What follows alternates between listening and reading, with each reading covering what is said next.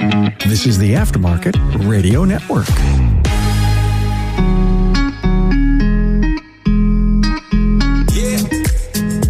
Welcome to another episode of Speak Up Effective Communication, the place for focusing on elevating our communication and speaking skills here in the automotive repair industry. I'm your host, Craig O'Neill, and in our episode today, we're talking Vision 2025 with a special guest from our course, Speak Up, that Chris Cloutier and I presented with at Vision. Joining me today is Drew Van Der Wiede. Hi, Drew. Hey, Craig. Thanks for having me. Oh, man. Thanks for being here, dude. Thanks for being in the course. Thanks for agreeing to do this podcast. I've been excited to have this conversation since we talked about it while we were still on the ground of Vision, dude.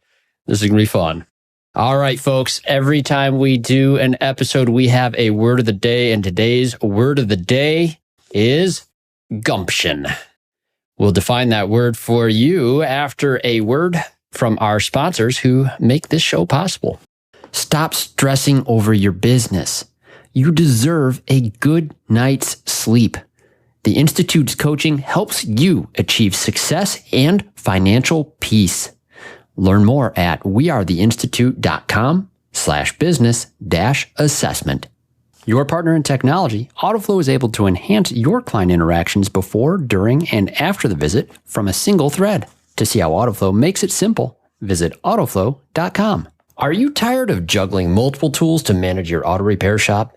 Say goodbye to the chaos and hello to streamlined efficiency with AutoLeap, the #1 all-in-one auto repair shop management software. With AutoLeap, you can sell more, save precious time, and delight your customers with every interaction. Your trusted companion, ShopDog Marketing, is right by your side, attracting the best customers and building long-term growth. Call ShopDog Marketing today or visit shopdogmarketing.com. Every professional auto repair shop needs a trusted communication partner. At Inbound, our established VoIP platform is backed by years of industry experience, guarantees reliable connections, and is combined with cutting-edge AI-powered analytics. We deliver actionable insights that support your business growth.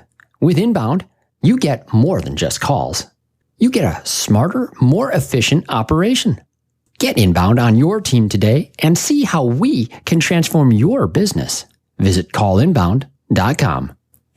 All right, we're back. Word of the day is gumption. That is a noun. Gumption, shrewd or spirited initiative and resourcefulness.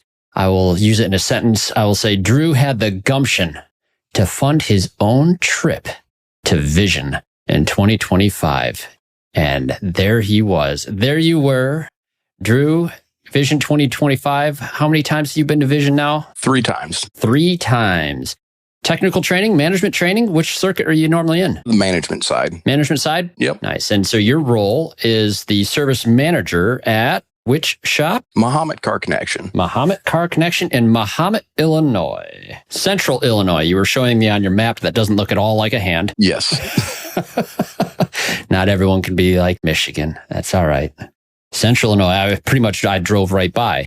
I'm fairly sure on my way to Vision because I got stuck at Midway Airport and our flight to Kansas got canceled. Okay. I actually made it to the next flight, but I decided not to abandon my teammate who was with me who didn't get on to the next flight. And we ended up driving for 8 hours. You had a ride with Eric Ziegler. I did my first year.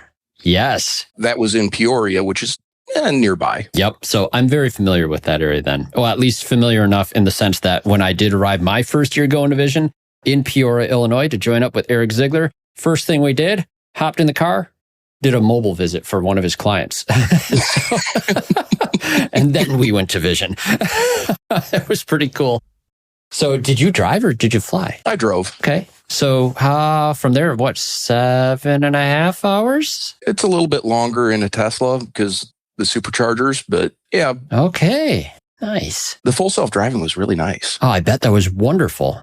So you got into the electric cars. All right. Yep. Good. Enjoying it? Yeah. I mean, my commute every day is about an hour. I have 110 miles a day.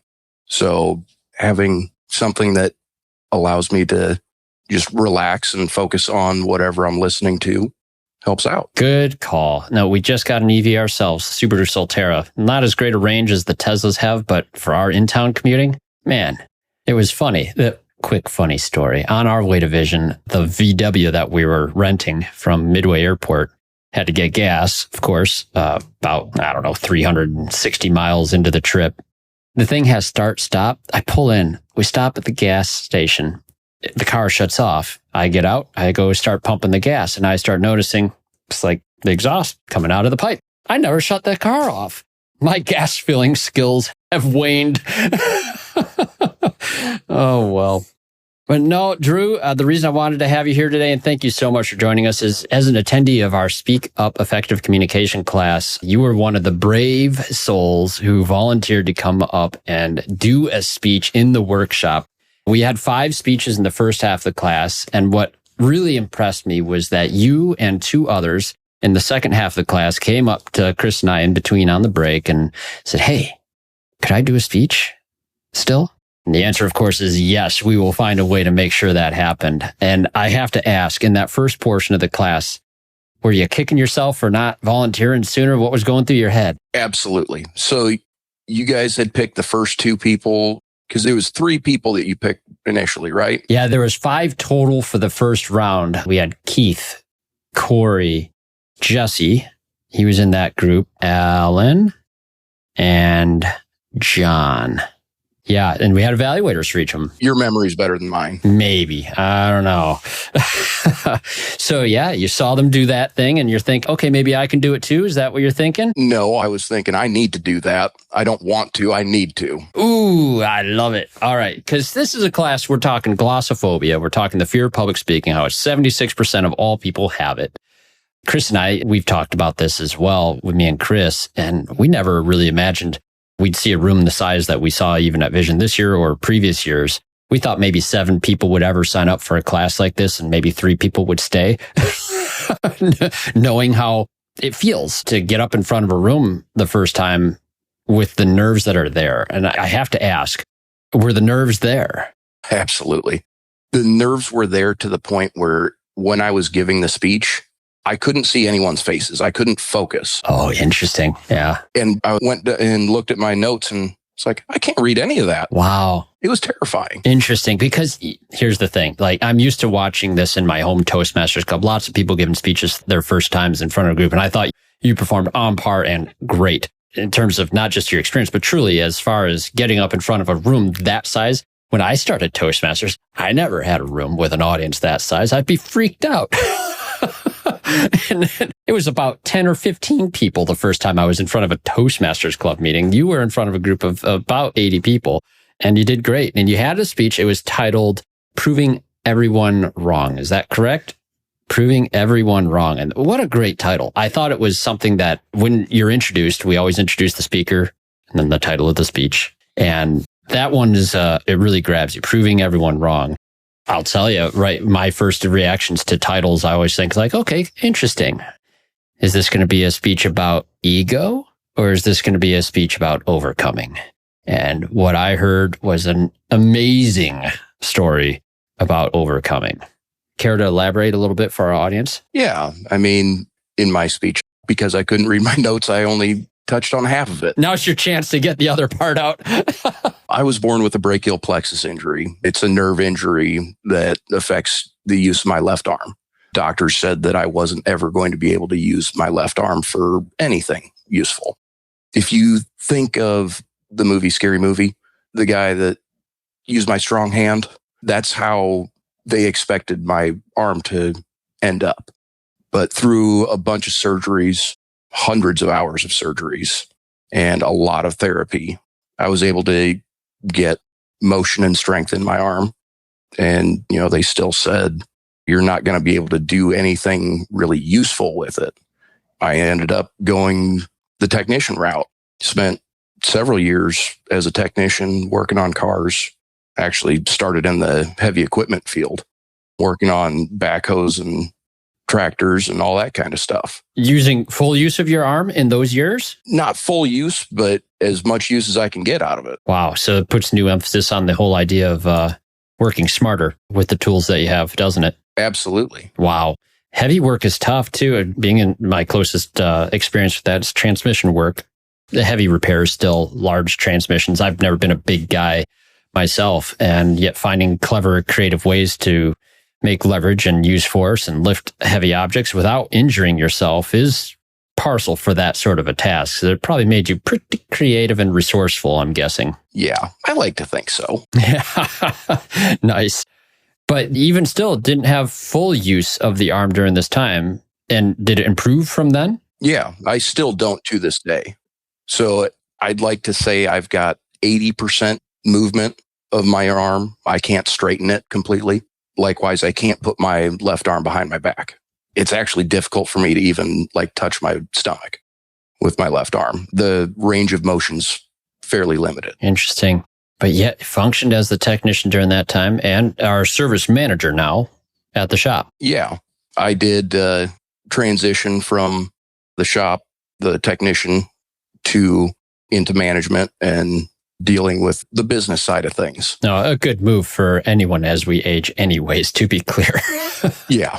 But no, all right. So you made that transition to management. Is that when you started to attend events like Vision as well? Yeah. So actually, as a technician, I was watching or listening to what is now the Changing the Industry podcast. And they kept mentioning Vision. I was like, what is this? And, start looking into it. And it's like, man, I want to do that. That looks really interesting. So I ended up, getting into management and was like, you know what? I'm going to go to that. There you were giving a speech in front of a group this year. So, all right. Now, in this speech, you talked about the fact that the odds seemed against you and everyone was telling you the same sort of news. When you're giving this speech, that's kind of an emotional element too. So you already described it, the visual component of looking out at that room. Giving a speech in front of a group of people about a personal thing, what was your thoughts about what the audience would think of this? I really didn't think about what the audience was going to think about it. I mean, I know I've got a good enough story to hopefully inspire someone to improve themselves. Yeah, that's the thing. When you can think of what you want the audience to take away with, I personally have felt that makes it a little less intimidating to get up and say what you want to say. And then you'd have the opportunity to see what this audience was like. Did you have any reservations about the audience? Not terribly. I mean, I know we had some people leave early on. So I knew that everyone that was sticking around was there for the class and to learn. Yeah, that's what we try to cultivate. It's not for everyone. Some people, it's either they're terrified of giving a speech and participating, or the other side is perhaps not interested in listening to other people. And that's both things. Either one of them can be a hindrance to communication. And we try to quell that as much as we can. So you got up there, you gave the speech. I thought, again, you did a really good job. The evaluation portion. Did you get some good feedback out of your evaluator or anything that you remembered specifically that you'll want to take and improve next? The ums and ers. Classic. Yes. It certainly sounded like I was the worst in the class for the ums and ers. Yeah, it's interesting. I don't recall that part, but that we had somebody's job was to pay attention to the ahs, ers. So I was more listening to other things. I mean, I only made it 3 minutes. I'm sure there was a lot. Yeah. Going the distance for a 5 to 7 minute speech sometimes. And I think you already mentioned this. You thought of some other things later on, probably, or immediately perhaps. Oh, I should have said. Well, I had the notes. It's a universal, Drew. I can comfort you with that. That's why practice is always the thing.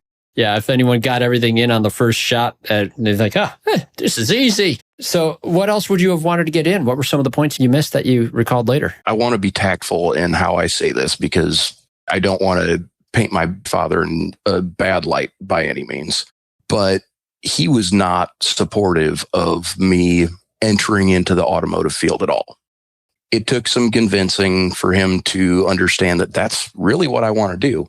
He kind of had the same idea and preconceived notions about mechanics and shops are dirty. And yeah, we collectively refer to it as the stigma of the industry. Yes, that certainly lived within his mind. I don't think that's true anymore. Oh, for your dad, he's come around to this as well. Absolutely. So, wow, I'm already seeing this as such a beautiful piece of that speech. That would have been the proving everyone wrong piece in another category. So there's the arm, and then there's your family perspective of the industry that you serve in. So yeah, that's powerful, man.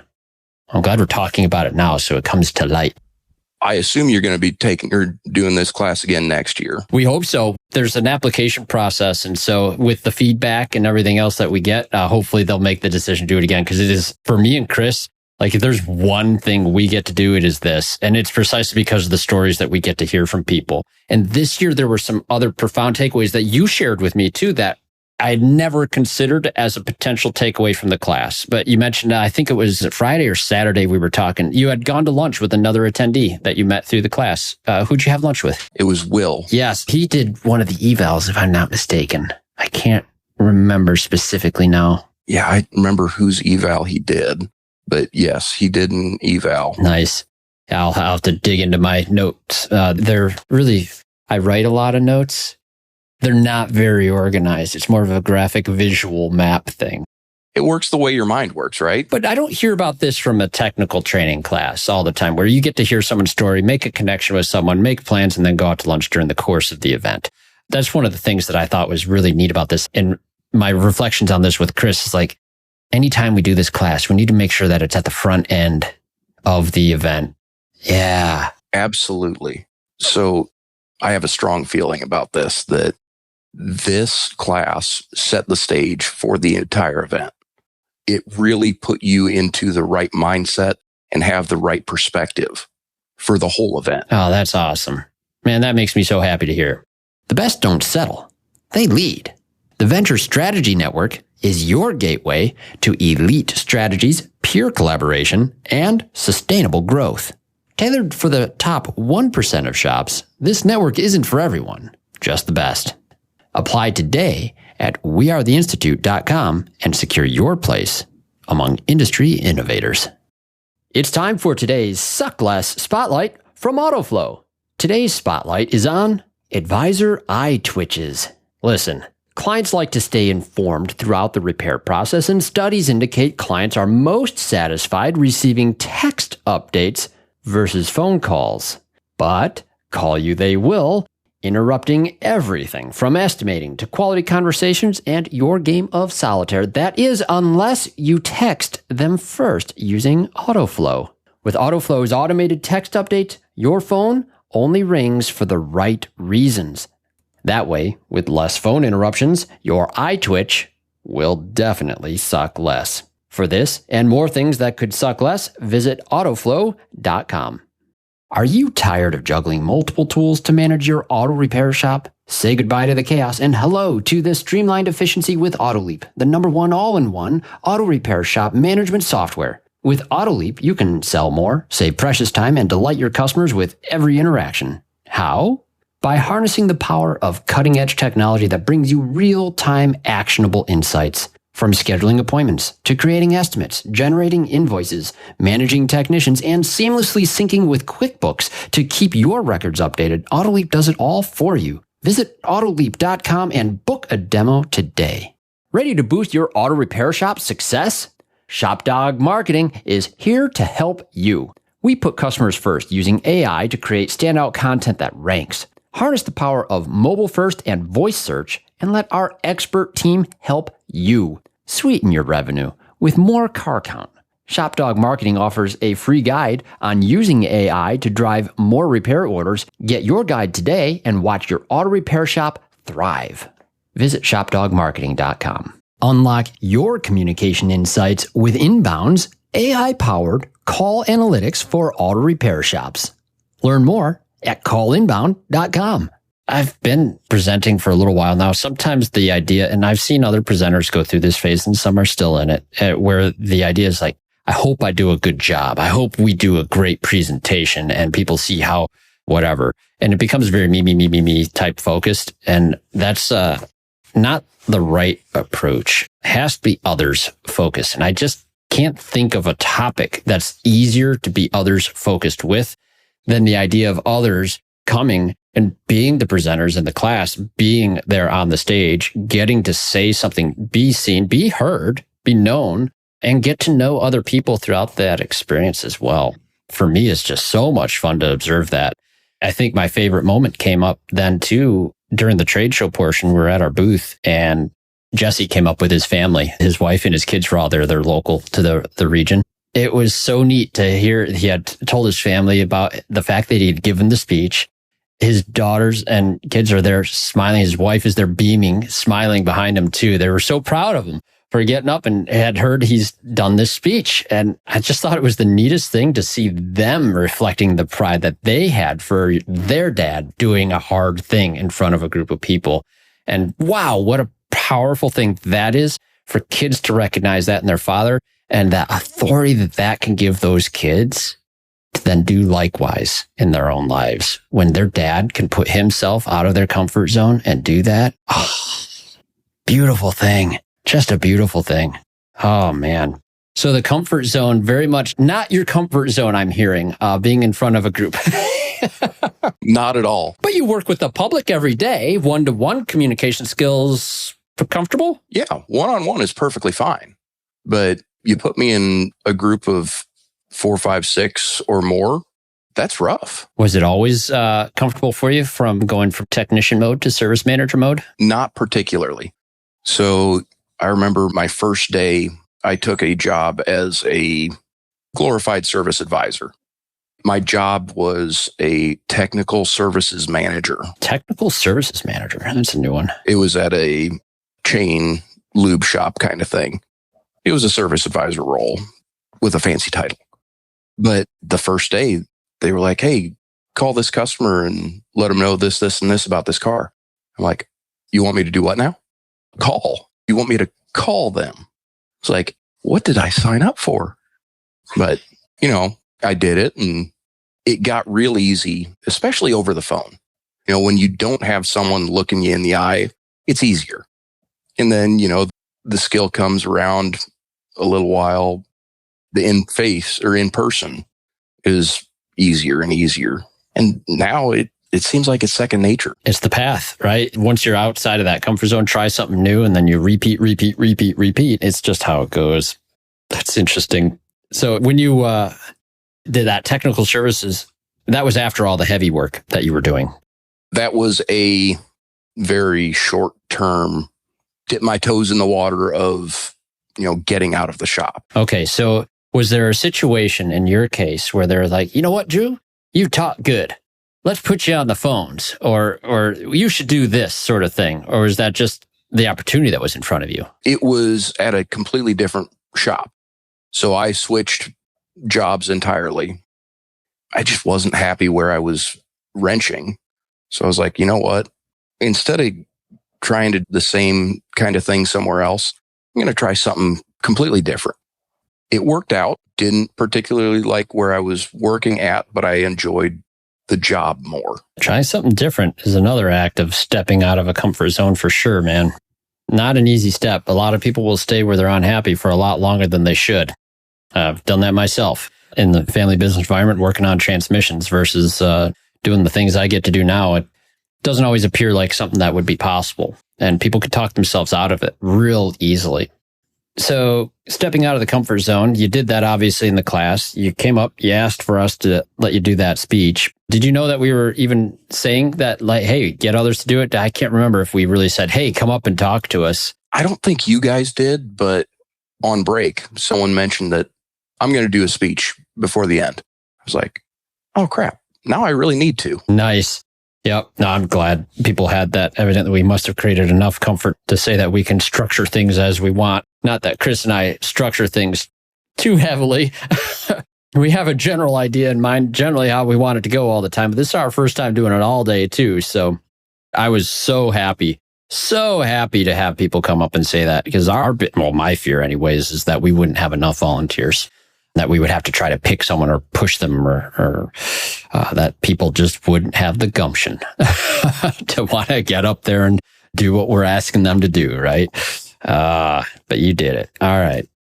Nice. What else were you thinking in this class? Any other major takeaways other than being up there and speaking in general, listening to others? Yeah, I mean, you're going to be happy with this. I've been looking for a local Toastmasters. Hey, the next step. You're right. Happy. Unfortunately, the local Toastmasters, the timing on them is just not conducive to me. A lot of them are in the middle of the day, which doesn't work. I don't know how they do it. No, I would never make it. I know. The one that is after hours or after work hours is way after work hours, an hour from where I live. Oh, dear. It sounds like everything's an hour from where you live, and that sounds like everything I know about Central Illinois. Yeah. No, the joke I made driving down there when I told people we had to drive, it's like, oh, you had to drive? I said, we did, but I got to see everything from Chicago Midway all the way to Kansas City. It's not very much, huh? Nope. No, it's not. Well, you see, there's that tree and that farm. But I think I saw that one already. Yeah. No, that's tough. So when you're looking for a Toastmasters club, it can be really tough. If you're in a rural area, that is a challenge. Online clubs used to be a lot more common during the COVID years, but they went out of style pretty quick because everyone appreciates the thing they want to do in Toastmasters the most is get in front of a group of people. You can't do that as well. And Zoom fatigue and online fatigue, that's a real thing that we all experienced during COVID. So getting to be in person, naturally desired. There's an idea of starting one in your area, which can be taught. And that's a pretty major step. But no, that's great that you're looking into that. Keep looking. Hopefully you'll find a chance, and even if it is just once a month, you can make it to something. A lot of times it becomes a really good group if you can find them. Yeah, I'm hoping that it works out. Me too, man. So how many people are on your team at the shop? So we've got 3 technicians, myself and a service advisor. We've got a detailer, and then we've got a car salesman, and obviously our owner. That's a Toastmasters meeting. Yeah, no, even team meetings, though, one thing that we try to do, if Toastmasters isn't possible, you probably have regular team meetings, I'm guessing, yeah? Not terribly often. Ah, all right. Well, maybe that's another good next step. Encourage the owner to help organize at least, I always say, at least a weekly. I like a beginning of the week, end of the week meeting. You get 30 minutes of people's time, or even over breakfast, or even a lunch for that matter. And if you give people an opportunity to chair, or maybe you do like a table topics type prompt or something like that, you can usually try to get some people out of their shell a little bit. People get to know each other at the same time too, and you can really run an effective, quick little meeting with a purpose, hopefully, for keeping things organized at the shop. It'd be something I'd love to see. Well, hopefully you can bring that spirit there, man, because yeah, it sounds like you're going out there, you're getting the training, and you went self-funded. Your boss gives you the time off, fortunately, and the other crew members, have they ever gone to an event like Vision? So no, last year, my service advisor was going to go with me, and we had both gotten tickets for just the weekend last year. Unfortunately, he got sick just a day or two before we were going to leave. He had to stay home. So they ask you about what you learned? Yeah.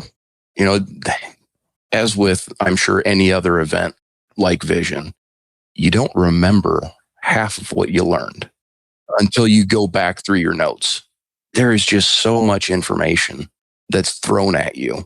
Thankfully, I got all the PDFs saved along with all my notes. So, you know, I can go back, and I have been going back and looking and going, oh, I don't even remember writing that down. Yeah, notes are good for that. That's good. Well, I guess let me ask you this as we wrap this up. What were some of your other takeaways from Vision? You had the class with us at the beginning.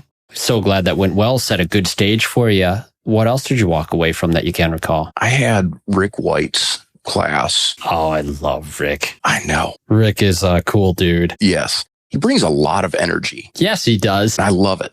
I took his class on keeping your A-team. Keeping your A-team. Nice one. He had some really neat ideas. One that I'd never heard of that evidently Zappos and Amazon is doing, where, you know, you're offering your employees money to quit. And, you know, if they quit, they're obviously not someone that wants to work for you. Whereas if they say, no, I don't want the money, I want the job. That's a crazy idea, but it makes sense. Yeah. How much money we talking though? What would it take for you to quit your job? Yeah, I kind of like what I do, and I really respect my boss. So it'd be a big, big number, but I think I could still be bought. Everybody's got a number, Drew. Well, yeah, absolutely. But I mean, it's not going to be $3,000, $4,000, $5,000. Oh, gosh. Yeah. No.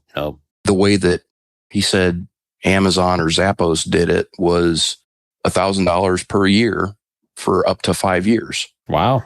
So I bet that would be the scariest takeaway for a lot of people to bring to their class. Oh, yeah. It's terrifying. It could cost them terribly. He said, you don't do that, or you don't offer that to everyone all at once. That's really good advice. You'll end up in big trouble. Yes. That could be really bad. Yeah. Oh, no. A bold move. You know, one of the best book recommendations came to me from Rick White. The book, Miller's Bolt is the name of the book. I'll have to look it up, pop it in the show notes. Great read. And it'd probably be a really good listen to. Parabolic type leadership story and of self-discovery as, and learning how to change yourself. A guy putting himself out of his comfort zone. Really good read.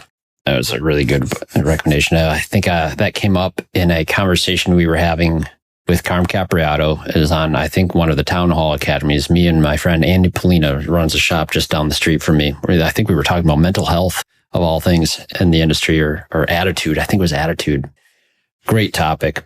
Good stuff. Drew, this is fun for me, being able to connect with people. So I hope we get to stay in touch, and I hope you can take some next steps in your communication journey. And I will say this, although it is the middle of the day, it is online. The Remarkable Results Toastmaster Club, you're welcome to come as a guest as often as you want. It's 2:00, first and third Thursdays each month. You can do that speech. You can do it again if you want to nail it with all the parts that you wanted to get in there again. And I'm going to nail it on my next class with you at next year's Vision. Heck yes, dude. Yeah, dude. I want it. Yes. Absolutely. No, man, thanks so much. Your story too. I really want to hear that other part of it, because a lot of people have that story where their dad or their mom or loved ones discourage our industry.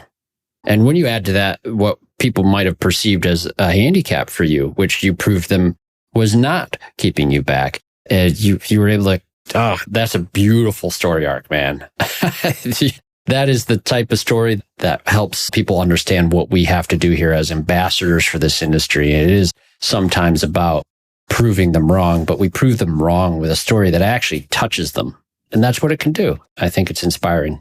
Well done, man. Thank you. Well done. Any final comments you would like to make? Just thank you for having me. Thank you for putting on the class. I mean, it really, without a doubt, changed my whole experience at Vision. It really has changed my outlook on a lot of things. Awesome. Hey, man, speaking, it's amazing because you get to connect with people. When you speak your heart, people feel. And as much as I was having a conversation with Marianne Croce on this too, it's like anybody that's changing anything, it isn't facts. It isn't figures. It isn't statistics or anything else. People make decisions based on feelings. It's always based on feelings. And the whole objective that you had there is like you wanted to inspire people, give them the sense of hope. That's great. That's what we do. And that's what's going to help them take the next step. So, Drew, keep being the model. Everyone that stood up in front of that class has my undying respect. I know what it takes. It's not easy. Absolutely. But it pays off, dude. Well done, sir. So, if you all have anything you want to speak about, thank you, first of all, for listening. Listening is always one of the prerequisites to becoming a better communicator, and we really appreciate our loyal audience here on Speak Up, Effective Communication. Please reach out to us here. The best way to reach us is speakup@craigoneal.net, O'Neill with 2 L's. We appreciate hearing anything that'll help you or anything you want to learn more about, communication topics that are interesting to you, or if you want to join us as a guest and share something about yourself, please reach out and let us know. And don't forget, check out the other shows on the Aftermarket Radio Network. There's Remarkable Results Radio with Carm Capriato. It is the podcast that started all the podcasts, the pioneer in our industry. Then Diagnosing the Aftermarket A through Z with Matt Fonslow.